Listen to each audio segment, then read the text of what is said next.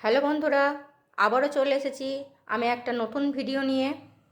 আমি আজ বানাতে চলেছি ভেজ পকোড়া।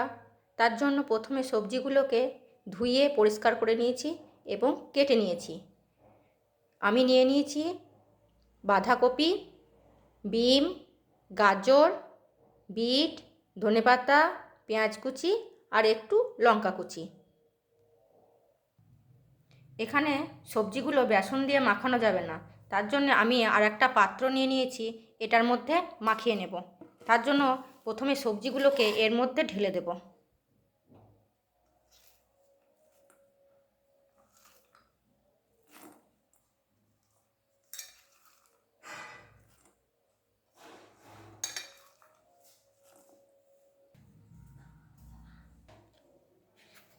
এতে দিয়ে দেবো পরিমাণ মতো লবণ,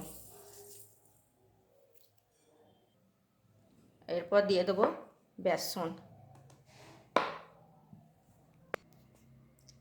বেসনটা দেওয়ার পর এবার হাত দিয়ে এগুলোকে ভালো করে মেখে নেব।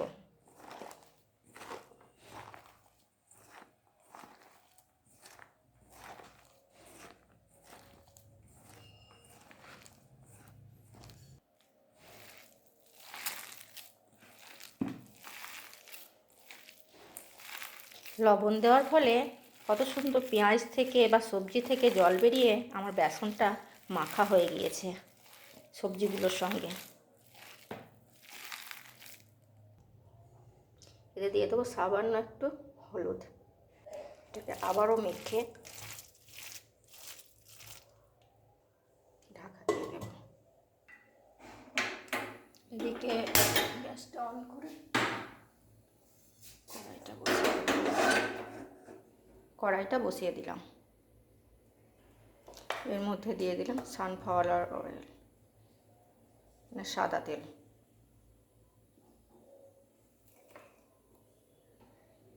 দেখুন তেলটা গরম হয়ে গিয়েছে। এরপর এটা ঢাকা খুলে নিয়ে এইগুলোকে তেলের মধ্যে একটু একটু করে ছেড়ে দেব।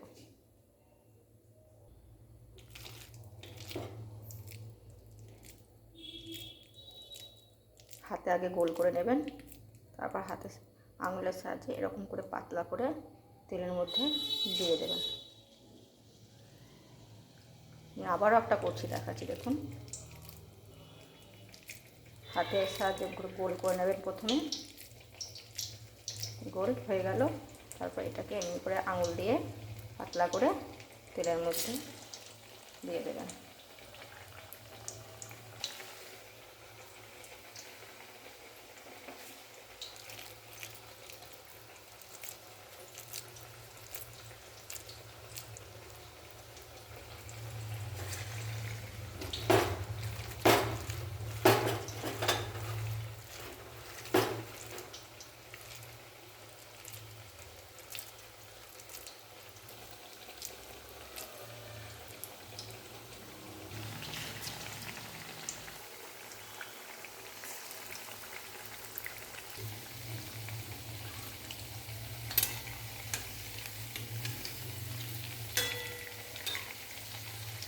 এবার এগুলোকে একটা একটা করে উল্টে দেবো।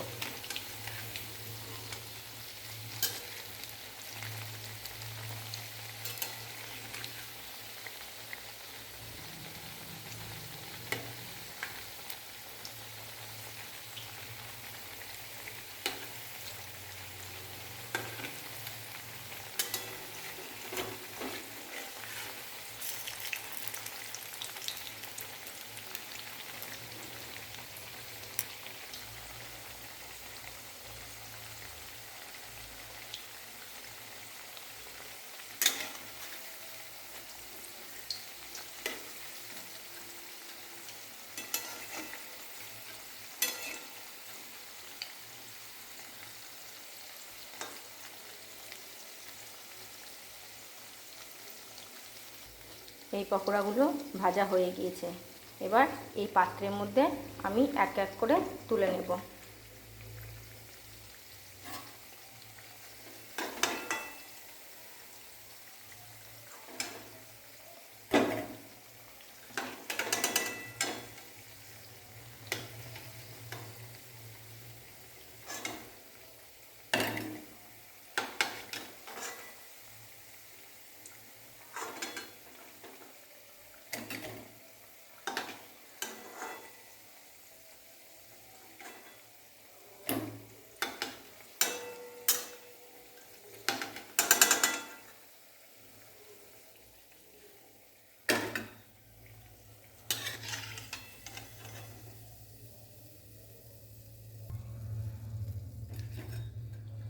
এই তেলে আবারও বাকিটা দিয়ে দেব। একইভাবে হাতে আবার গোল করে নেব, আঙুলের সাহায্যে একটু পাতলা করে তেলের মধ্যে দিয়ে দেবো।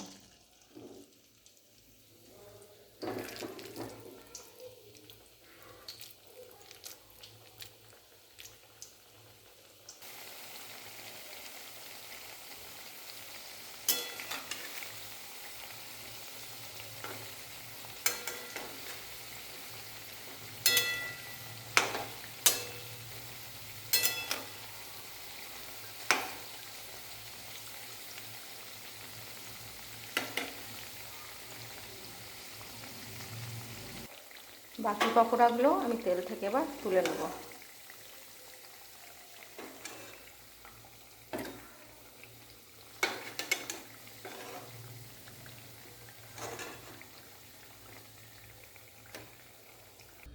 দেখুন বন্ধুরা, আমার পকোড়া তৈরি হয়ে গিয়েছে। কি সুন্দর হয়েছে না?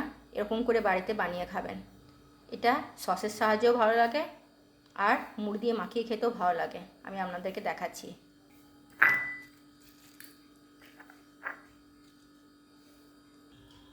এই দেখুন, আমি নিয়ে বসে পড়েছি ভেজ পকোড়া আর মুড়ি। এবার ভেজ পকোড়ার সাথে মুড়ি মেখে খাবো। কি সুন্দর হয়েছে।